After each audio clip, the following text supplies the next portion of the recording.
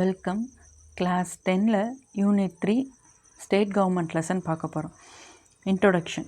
இப்போ நம்மளோட கான்ஸ்டியூஷனில் அரசியலமைப்பில் ஒன்றிய அரசும் மாநில அரசும் ஸ்டேட் கவர்மெண்ட் சென்ட்ரல் கவர்மெண்ட் எப்படி செயல்படணும் அப்படின்றத தனித்தனியாக சொல்லப்பட்டிருக்கு. அரசியலமைப்பில் 28 ஸ்டேட்ஸ் 8 யூனியன் டெரிட்டரிஸ் இருக்குது. நம்மளோட கேபிட்டல் வந்து டெல்லி. இப்போ என்னென்னா பார்ட் 6ல் என்னென்னா மாநில அரசு எப்படி கட்டமைக்கப்பட்டு இருக்கணும் அப்படின்னு சொல்லிட்டு ஆர்டிக்கிள் 152 to 273 சொல்லப்பட்டிருக்கு. இப்போ பார்த்தோன்னா நம்ம இதுக்கு முன்னாடி லெசனில் சென்ட்ரல் கவர்மெண்ட் பார்த்தோம். இப்போ சென்ட்ரல் கவர்மெண்ட்டில் எப்படி 3 பிரான்ச்சஸ் இருந்துச்சோ, எக்ஸிக்யூட்டிவ், லெஜிஸ்லேச்சர், ஜுடிஷியரி, அதே மாதிரி ஸ்டேட் கவர்மெண்ட்லேயும் எக்ஸிக்யூட்டிவ், லெஜிஸ்லேச்சர், ஜுடிஷியரி இருக்குது. இப்போ எக்ஸிக்யூட்டிவில் ஃபஸ்ட்டு யாரை பற்றி பார்க்க போகிறோம் அப்படின்னா கவர்னர் தான். இதெல்லாம் டிஎன்பிஎஸ்சி படிக்கும்போது important. Constitutional head of a state executive யாருன்னு கேட்டாங்கன்னா கவர்னர். கான்ஸ்டியூஷனல் ஹெட், ஸ்டேட் எக்ஸிக்யூட்டிவோட கான்ஸ்டியூஷனல் ஹெட் யாருன்னு கேட்டால் கவர்னர். இப்போ என்னென்னா ஒவ்வொரு மாநிலங்களுக்கும் ஒவ்வொரு கவர்னர் இருப்பாங்க. இப்போ சில நேரம் பார்த்தோன்னா என்னென்னா ஒரு பர்சன் சேம் பர்சன் 2 ஸ்டேட்ஸுக்கு ஒன் ஆர் மோர் ஸ்டேட்ஸுக்கு என்னென்னா கவர்னராக இருக்கலாம். அடுத்து ஸ்டேட் கவர்மெண்ட்டோட ஸ்ட்ரக்சர் பார்க்க போகிறோம். இப்போ என்னென்னா எக்ஸிக்யூட்டிவ், லெஜிஸ்லேச்சர், ஜுடிஷியரி. இப்போ எக்ஸிக்யூட்டிவில் governor, chief ministers, council of ministers இருப்பாங்க. அடுத்து லெஜிஸ்லேச்சர்ஸில் பார்த்தோன்னா legislative council upper house, legislative assembly lower house. ஜுடிஷியரியில் high court, district court, other courts இருக்கும். ஆர்டிக்கிள் 154ல் கவர்னரோட எக்ஸிக்யூட்டிவ் பவர்ஸ் சொல்லப்பட்டிருக்கு. இப்போ கவர்னரை எப்படி அப்பாயின்மெண்ட் பண்ணுவாங்க அப்படின்றத பார்க்க போகிறோம். இப்போ கவர்னர் ஆஃப் அ ஸ்டேட், இப்போ ஒரு ஸ்டேட்டோட கவர்னரை யாரை அப்பாயின்மெண்ட் பண்ணுவான்னா பிரசிடெண்ட் தான் கவர்னரை அப்பாயின்மெண்ட் பண்ணுவாங்க. அவங்களோட பதவிக்காலம் 5 வருஷம். இல்லாட்டி பிரசிடெண்ட் நினச்சா கவர்னரை ரிமூவ் பண்ண முடியும். அடுத்து கவர்னரை என்னன்னா, இப்போ ஒரு கவர்னர் தமிழ்நாட்டை சேர்ந்தவங்கன்னா அவங்கள தமிழ்நாட்டிலே அப்பாயின்மெண்ட் பண்ண மாட்டாங்க, வேறு மாநிலங்களில் தான் அப்பாயின்மெண்ட் பண்ணுவாங்க. அடுத்து இப்போ ஒன் ஸ்டேட்டில் இருந்து இன்னொரு ஸ்டேட்டுக்கு ட்ரான்ஸ்ஃபர் பண்ணலாம் பை த பிரசிடெண்ட் மூலமாக கவர்னரை ட்ரான்ஸ்ஃபர் பண்ணலாம். இட் இஸ் அ ட்ரான்ஸ்ஃபர்ஃபுல் ஜாப் தான். அடுத்து பார்த்தோன்னா ரிசைன் பண்ணணுன்னா அவங்களோட ராஜினாமா கடிதத்தை யார்கிட்ட கொடுக்கணுன்னா பிரசிடெண்ட் கிட்ட தான். யார் அப்பாயின்மெண்ட் பண்ணுறாங்களோ அவங்கக்கிட்ட தான் தன்னோட ரிசக்னேஷன் லெட்டர்ஸை கொடுக்கணும். அடுத்து legislature of a state, high court. இவங்க என்னென்னா கவர்னரை ரிமூவ் பண்ண முடியாது. கவர்னரை ரிமூவ் பண்ணுற பவர் யார்கிட்ட இருக்குது அப்படின்னு பார்த்தோன்னா பிரசிடெண்ட் கிட்ட தான் இருக்குது. இப்போ கவர்னராக என்னென்னா அப்பாயின்மெண்ட் பண்ணுறாங்க. இப்போ 2 வழக்கமான முறைகள் இருக்குது. இப்போ கவர்னர் என்னென்னா அதே மாநிலத்தை சேர்ந்தவராக இருக்கக்கூடாது. அடுத்து என்னென்னா கவர்னரை அப்பாயின்மெண்ட் பண்ணுறதுக்கு முன்னாடி ஸ்டேட் கவர்மெண்ட்டோட என்னென்னா கன்சல்ட் பண்ணிக்கிடுவாங்க. கன்சல்ட் பண்ணிட்டு தான் அவங்கள கவர்னராக அப்பாயின்மெண்ட் பண்ணுவாங்க. அக்கார்டிங் டு ஆர்டிக்கிள் 158(3)A இப்போ சேம் பர்சன் 2 ஆர் மோர் ஸ்டேட்ஸுக்கு என்னென்னா அப்பாயின்மெண்ட் பண்ணலாம். அப்போ சேல்ரி எப்படி கொடுப்பாங்க? 3 ஸ்டேட்ஸுக்கு இருக்குது. 3 ஸ்டேட்லேருந்து எப்படி சேல்ரி கொடுப்பாங்க அப்படின்னு பார்த்தோன்னா பிரசிடெண்ட் ஒரு ஆர்டர், ஒரு ஆணையின் மூலமாக என்னென்னா எல்லா மாநிலங்களும் ஒரு ப்ரொப்போர்ஷனில் சேல்ரி கொடுங்க அப்படின்றத ஒரு ஆணையின் மூலமாக பிரசிடெண்ட் சொல்லுவாங்க. அதன்படி என்னென்னா கவர்னருக்கு 2 இல்லாட்டி அதற்கு மேற்பட்ட மாநிலங்களுக்கு கவர்னராக இருக்கும்போது இந்த மாதிரி சேல்ரி கொடுப்பாங்க. அடுத்து பார்த்தோன்னா என்ன குவாலிஃபிகேஷன் இருக்கணும் அப்படின்னு நம்மளோட கான்ஸ்டியூஷனில் கவர்னராக இருக்கையில் என்ன குவாலிஃபிகேஷன் இருக்கணும் அப்படின்றத ஆர்டிக்கிள் 157, 158ல் சொல்லப்பட்டிருக்கு. அடுத்து என்னென்ன குவாலிஃபிகேஷன் பார்த்தோன்னா இந்தியன் சிட்டிசனாக இருக்கணும், 35 இயர்ஸ். இப்போ ஏஜ் கேட்பாங்க. என்னென்னா எவ்வளோ ஏஜ் இருக்கணும்னா கம்ப்ளீட்டட் 35 இயர்ஸ் ஆஃப் ஏஜ். அடுத்து என்னென்னா பாராளுமன்றத்துலேயோ ஸ்டேட் லெஜிஸ்லேச்சர்லேயோ மெம்பராக இருக்கக்கூடாது.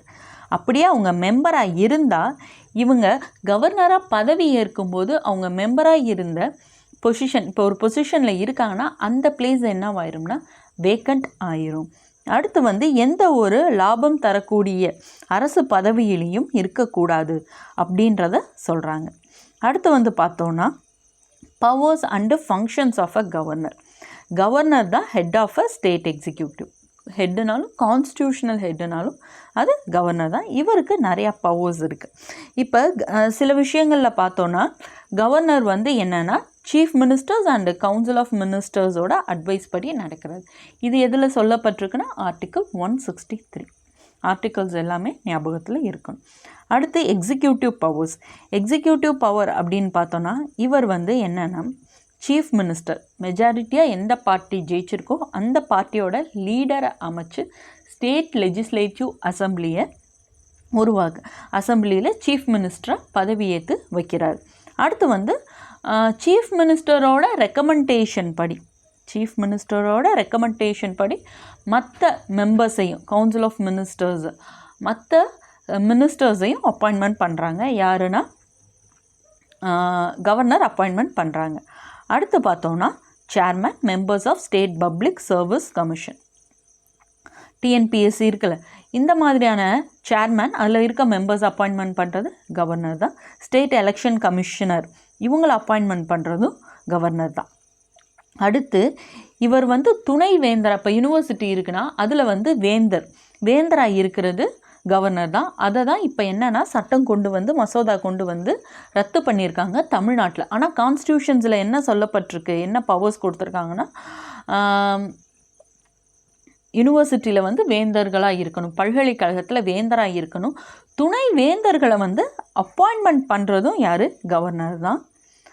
அடுத்து வந்து இப்போ பிரசிடென்ட் ரூல் வந்து ஒரு மாநிலங்களில் நடக்குது, குடியரசுத் தலைவரோட ஆட்சி வந்து நடக்குதுன்னா அப்போ அவர் தலைமையில் யார் இப்போ ஸ்டேட்டை வந்து ஆளுமை செய்வாங்கன்னா அது கவர்னர் தான் ஆளுமை செய்வாங்க. இப்போ பிரசிடென்ட் ரூல்ஸ் ஒரு மாநிலங்களில் இம்போஸ் பண்ணும்போது. அடுத்து லெஜிஸ்லேட்டிவ் பவர்ஸ். இப்போ லெஜிஸ்லேட்டிவ் பவர்ஸ் அப்படின்னு பார்த்தோன்னா இப்போ வந்து கவர்னர் வந்து எந்த ஒரு ஹவுசஸ்லேயுமே மெம்பராக இருக்க மாட்டார். State legislative assembly, state legislative council, இந்த ரெண்டில் நம்ம இதில் வந்து ஸ்டேட் லெஜிஸ்லேட்டிவ் கவுன்சில் இப்போ இல்லை. என்னென்ன லெஜிஸ்லேட்டிவ் பவர்ஸ் இருக்குது அப்படின்னு பார்த்தோன்னா இவர் வந்து ஸ்டேட் லெஜிஸ்லேச்சரை கூட்ட முடியும், அந்த கூட்டத்தை வந்து ஒத்தி வைக்க முடியும், ஸ்டேட் லெஜிஸ்லேட்டிவ் அசம்பிளியை என்ன பண்ண முடியும், கலைக்க முடியும். இந்த பவர்ஸ் வந்து இருக்குது. அடுத்து வந்து எலெக்ஷன் முடிஞ்சு முதல் அமர்வில் ஃபஸ்ட்டு செஷன் நடக்கும்போது அட்ரஸ் பண்ணக்கூடியது யாருன்னா தொடக்கத்தில் ஃபஸ்ட்டு அட்ரஸ் பண்ணக்கூடியது யாருன்னா கவர்னர் தான்.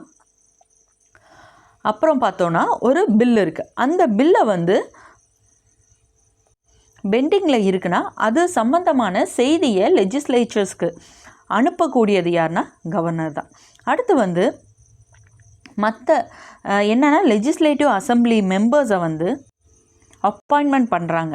ஸ்பீக்கர் ஆர் டெபுட்டி ஸ்பீக்கர், அந்த போஸ்டிங் வந்து இப்போ ஸ்பீக்கர் இருக்காங்க, டெபுட்டி ஸ்பீக்கர் இருக்காங்க, அந்த போஸ்டிங் வந்து வேக்கண்ட்டாக இருக்கும்போது என்ன பண்ணுறாங்கன்னா அதற்கான பிளேஸை வந்து அந்த அசம்பிளியில் இருந்து மெம்பர்ஸில் அதில் இருக்க மெம்பர்ஸில் ஒரு ஆளை அப்பாயின்மெண்ட் பண்ணுறாங்க. அந்த வேலையை பார்க்கக்கூடியது கவர்னர் தான். அடுத்து வந்து ஆங்கிலோ இந்தியன் கம்யூனிட்டி, இவங்களில் இருந்து ஒரு மெம்பர்ஸை அப்பாயின்மெண்ட் பண்ணுறாங்க ஸ்டேட் லெஜிஸ்லேட்டிவ் அசம்பிளி. இப்போ இந்த சட்டம் இல்லை, இதை வந்து ரத்து பண்ணிட்டாங்க. ஏன்னா ஆங்கிலோ இந்தியன் கம்யூனிட்டி வந்து ரொம்ப கம்மியாக இருக்கனால இந்த ரிசர்வேஷன் இப்போ இல்லை. அதே மாதிரி பார்த்தோன்னா ஸ்டேட் லெஜிஸ்லேட்டிவ் கவுன்சிலில் 1/6 மெம்பர்ஸை நாமினேட் பண்ணுறாங்க. எந்தெந்த ஃபீல்டில் எக்ஸ்பீரியன்ஸ் ஆகியிருக்கவங்கள நாமினேட் பண்ணுறாங்க அப்படின்னு பார்த்தோன்னா literature, science, art, cooperative movement, social service, இந்த மாதிரியான துறைகளில் வந்து பொது சேவை, அடுத்து வந்து அறிவியல், கலை, இதில் எல்லாம் வல்லுநராக இருக்கிறவங்கள என்னென்னா லெஜிஸ்லேட்டிவ் கவுன்சிலில் வந்து மெம்பராக அப்பாயின்மெண்ட் பண்ணுறாங்க கவர்னர் தான் இதெல்லாம் அப்பாயின்மெண்ட் பண்ணுறாங்க. அடுத்து வந்து இப்போ ஒரு மசோதா அனுப்புகிறாங்க, இப்போ ஒரு சட்டம் கொண்டுட்டு வராங்கன்னா அங்கே வந்து மினிஸ்டர்ஸ்லாம் இருப்பாங்க, அவங்க கிட்ட ஒப்புதல் வாங்கிட்டு அதை வந்து மசோதான்னு சொல்கிறாங்க. அது வந்து இன்னும் சட்டமாகலை. கவர்னர் வந்து கையெழுத்து போட்டால் தான் அது என்னவாகுதுன்னா சட்டமாகுது. இப்போ அவங்க அப்படி ஒன்று அனுப்புகிறாங்க, அவங்க அனுப்புறதுக்கு என்னென்னா அவங்க வந்து அசென்ட் ஒப்புதல் தெரிவிக்கலாம், இல்லாட்டி அதை வித்ஹோல்ட் பண்ணி வச்சுக்கலாம், இல்லாட்டி இதை என்ன பண்ணுங்க ரிட்டர்ன் பண்ணுறாங்க, இதை வந்து மறுபரிசீலனை செய்யுங்க, return the bill for a reconsideration. என்னென்னா மறுபரிசீலனை செய்யுங்கன்னு சொல்லி அனுப்பலாம். இந்த 3 விஷயங்களை கவர்னர் பண்ணலாம். அடுத்து வந்து கவர்னர் வந்து சட்டசபை செயல்படாத நிலையில் என்னென்னா ஒரு அவசர சட்டங்களை இயற்றலாம். ஆர்டிக்கிள் 213 வந்து என்ன சொல்லுதுன்னா அவசர சட்டத்தை வந்து இயற்றலாம். அந்த சட்டம் வந்து என்னன்னா ஸ்டேட் லெஜிஸ்லேச்சரால் 6 மாதத்துக்குள்ளே சட்டமாக்கப்படணும். இல்லாட்டி அவர் கொண்டு வந்த சட்டத்தை கவர்னரை எப்போ வேணாலும் வித்ட்ரா பண்ணலாம். அடுத்து பார்த்தோன்னா ஆனுவல் ரிப்போர்ட்ஸ். இப்போ state finance commission, state public service commission, அடுத்து காம்ப்டலர் அண்ட் ஆடிட்டர் ஜெனரல், இவங்கெல்லாம் என்ன பண்ணுவாங்கன்னா அவங்களோட ரிப்போர்ட்ஸை கவர்னர்கிட்ட தான் சப்மிட் பண்ணுவாங்க. கவர்னர் தான் அதை வந்து ஸ்டேட் லெஜிஸ்லேச்சரில் சப்மிட் பண்ணுவாங்க. அடுத்து ஃபினான்ஷியல் பவர்ஸ். ஃபினான்ஷியல் பவர் என்னன்னு பார்த்தோன்னா இப்போ ஆண்டு வரவு செலவு, இதை வந்து என்னென்னா வரவு செலவு கணக்குகளை வந்து ஸ்டேட் லெஜிஸ்லேச்சர்ஸில் இன்ட்ரடியூஸ் பண்ணுறது கவர்னர் தான். அதுதான் ஃபினான்ஷியல் பவர். மணி பில்லை இன்ட்ரடியூஸ் பண்ணணுன்னா முதல்ல கவர்னர்கிட்ட ஒப்புதல் வாங்கியிருக்கணும். கவர்னர்கிட்ட ஒப்புதல் வாங்கினா தான் லெஜிஸ்லேட்டிவ் அசம்பிளியில் மணி பில்லை இன்ட்ரடியூஸ் பண்ணவே முடியும். அடுத்து வந்து அவசர நிதி, கண்டிஜென்சி ஃபண்ட், இதில் இருந்து ஏதாவது தொகையை வந்து நம்ம எடுக்கணும் அப்படின்னா கவர்னரோட ஒப்புதல் வேணும். அடுத்து வந்து பஞ்சாயத்து, முனிசிபாலிட்டிஸ் எப்படி செயல்படுது அப்படின்னு ரிவ்யூ பண்ணுறதுக்கு என்னென்னா ஃபினான்ஸ் கமிஷனை 5 வருஷத்துக்கு ஒரு தடவை ஃபினான்ஸ் கமிஷனை வந்து யார் உருவாக்குறாங்க, ஃபினான்ஸ் கமிஷன் மெம்பர்ஸை இதெல்லாம் யார் உருவாக்குறாங்க அப்படின்னு பார்த்தோன்னா கவர்னர் தான். அந்த பவர் வந்து ஃபினான்ஸ் கமிஷன் உருவாக்குற பவர்ஸ் வந்து யாருக்கு இருக்குது, கவர்னருக்கு தான் இருக்குது. அடுத்து ஜுடிஷியரி பவர்ஸ். ஜுடிஷியல் பவர்ஸ் வந்து பார்த்தோன்னா அட்ரோனி ஜெனரல், இவர் வந்து அட்ரோனி ஜெனரலை அப்பாயின்மெண்ட் பண்ணுறாரு. அடுத்து வந்து பார்த்தோன்னா மற்ற டிஸ்ட்ரிக்ட் ஜட்ஜஸ் இவங்களெல்லாம் எப்படி அப்பாயின்மெண்ட் பண்ணுறாங்க, ப்ரொமோஷன் கொடுக்குறாங்க அப்படின்னு பார்த்தோன்னா கவர்னர் அப்பாயின்மெண்ட் பண்ணுறாங்க. யாரோட கன்சல்ட் பண்ணினா ஸ்டேட் ஹைகோர்ட்டோட கன்சல்ட் பண்ணி டிஸ்ட்ரிக்ட் ஜட்ஜஸோட போஸ்டிங், ப்ரொமோஷன்ஸ், அப்பாயின்மெண்ட்ஸ் இதெல்லாம் பண்ணுறாங்க. அடுத்து chief justice of a high court, இவங்கள வந்து பிரசிடெண்ட் வந்து அப்பாயின்மெண்ட் பண்ணுறாங்க. கவர்னரோட கன்சல்டேஷன், கவர்னர்கிட்ட கன்சல்ட் பண்ணிவிட்டு ஹைகோர்ட் ஜட்ஜஸை யார் அப்பாயின்மெண்ட் பண்ணுறாங்கன்னா பிரசிடெண்ட், ஆனால் கவர்னர்கிட்ட கன்சல்ட் பண்ணிக்குவாங்க. கவர்னருக்கு மன்னிக்கக்கூடிய பவர்ஸ் இருக்குது. இப்போ ஒருத்தவங்க ஜெயில் தண்டனையில் இருக்காங்களா, அவங்கள மன்னிக்கலாம், அவங்களோட பனிஷ்மெண்ட்டை குறைக்கலாம், இல்லாட்டி பனிஷ்மெண்ட்டை தள்ளி வைக்கலாம். இந்த மாதிரியான பவர்ஸ் இருக்குது. ஆனால் தூக்கு தண்டனை கைதி அவங்க அந்த மாதிரி இருந்தாங்கன்னா அந்த இதை வந்து தூக்கு தண்டனையை ரத்து பண்ணுறதுக்கு, மரண தண்டனை கொடுத்தாங்கன்னா அவங்க அதை வந்து ரத்து பண்ணுற பவர் யார்கிட்ட இருக்குன்னா பிரசிடெண்ட் கிட்ட மட்டும்தான் இருக்குது, கவர்னர்கிட்ட இல்லை. அடுத்து டிஸ்க்ரிஷனரி பவர்ஸ் வந்து பார்த்தோன்னா இப்போ கவர்னர் வந்து ஒரு பில்லை வச்சுருக்காங்க. எதுக்குன்னா பிரசிடெண்ட்டுக்கு இப்போ மசோதா ஸ்டேட் லெஜிஸ்லேட்டிவ் அசம்பிளியில் இருந்து அனுப்புகிறாங்கன்னா அந்த பில்லை வந்து கவர்னருக்கு சில காரணங்கள்னால கவர்னர் வந்து பிரசிடெண்ட்டுக்கு அனுப்புறதுக்காண்டி வச்சுருக்காங்க. அடுத்து வந்து கவர்னர் வந்து இப்போ எந்த ஒரு பார்ட்டியுமே மெஜாரிட்டியாக இல்லை, அதனால் ஒரு பார்ட்டியை அழைச்சி யார் கொஞ்சம் அதிகமான மெஜாரிட்டியில் இருக்காங்களோ, அந்த தகுதியில் இருக்காங்களோ அவங்கள அழைச்சி அவங்கள என்ன பண்ணுறாங்க, பதவி நியமித்து வைக்கிறாங்க. ஆனால் பதவி நியமித்து வச்ச 6 மாதத்துக்குள்ளே அவங்களோட மெஜாரிட்டியை அவங்க ப்ரூஃப் பண்ணியிருக்கணும். அடுத்து வந்து என்னென்னா இப்போ நம்பிக்கை தீர்மானத்தில் என்னென்னா ப்ரூஃப் பண்ண முடியாட்டி என்னென்னா கவுன்சில் ஆஃப் மினிஸ்டர்ஸை டிஸ்மிஸ் பண்ணுறாங்க கவர்னர். அடுத்து எமர்ஜென்சி பவர் வந்து பார்த்தோன்னா கவர்னர் வந்து இப்போ ஸ்டேட் கவர்மெண்ட் செயல்பட்டுருக்காங்க, அவங்க வந்து திறமையாக செயல்படலை அப்படின்னு சொல்லிட்டு சில விஷயங்கள்லாம் நடக்குது. அதனால் பிரசிடெண்ட் ரூலை வந்து இம்போஸ் பண்ணணும்னு சொல்லிட்டு அது வந்து எங்கே சொல்லப்பட்டிருக்குன்னா ஆர்டிக்கல் 356 சொல்லப்பட்டிருக்கு. இதை வந்து கவர்னர் வந்து சொல்லலாம், இப்போ வந்து பிரசிடெண்ட் ரூல் தான் இந்த ஸ்டேட்டில் நடக்கணும் அப்படின்னு சொல்லிட்டு. அப்படி பிரசிடெண்ட் ரூல் வந்து இங்கே நடந்துச்சுன்னா இந்த ஸ்டேட்டை வந்து யார் கேரி அவுட் பண்ணுவா அப்படின்னு பார்த்தோன்னா, கேரி பண்ணி போவான்னா பிரசிடெண்ட்டுக்கு பதிலாக ஸ்டேட் கவர்னர் தான் இந்த மாநிலங்களை வழி நடத்தி செல்லுவாங்க. அடுத்து வந்து பார்த்தோன்னா ப்ரிவிலேஜஸ் ஆஃப் அ கவர்னர். கவர்னருக்கு இருக்க சலுகைகள் வந்து பார்த்தோன்னா ஆர்டிகிள் 361 சொல்லப்பட்டிருக்கு. இப்போ கவர்னர் ஆஃப் அ ஸ்டேட் வந்து என்னென்னா எந்த ஒரு கோர்ட்டுக்கும் ஆன்சர் பண்ண தேவையில்லை. ஏன்னா சில பவர்ஸ் அண்ட் டியூட்டிஸ் வந்து செய்கிறாங்க. சில என்னென்னா ஆக்ட் வந்து கொண்டுட்டு வராங்க, டன் பண்ணுறாங்க அப்படின்னு பார்த்தோன்னா அவங்க வந்து என்ன பண்ண முடியாதுன்னா எந்த ஒரு கோர்ட்டுக்கும் அவங்க ஆன்சர் பண்ண வேண்டிய விஷயம் இல்லை. அடுத்து வந்து பார்த்தோன்னா அவங்களோட பவர்ஸ் அண்ட் டியூட்டிஸை யாரும் கொஸ்டின் பண்ண முடியாது. இப்போ என்னன்னா அவங்க கவர்னராக இருக்கும்போது அவங்கள அரெஸ்ட் பண்ணவோ இல்லாட்டி சிறையில் வைக்கவோ யாராலையும் முடியாது. ஏன்னா அவங்க கவர்னராக இருக்காங்க. அந்த மாதிரிலாம் அவங்க பதவியில் இருக்கிற வரைக்கும் அந்த மாதிரியெல்லாம் பண்ண முடியாது. இதோட இந்த சாப்டரை முடிச்சுக்குவோம். இந்த சாப்டரோட கண்டினியூவேஷனான சீஃப் மினிஸ்டர் இதை வந்து நெக்ஸ்ட் வீடியோவில் பார்ப்போம். தேங்க்யூ.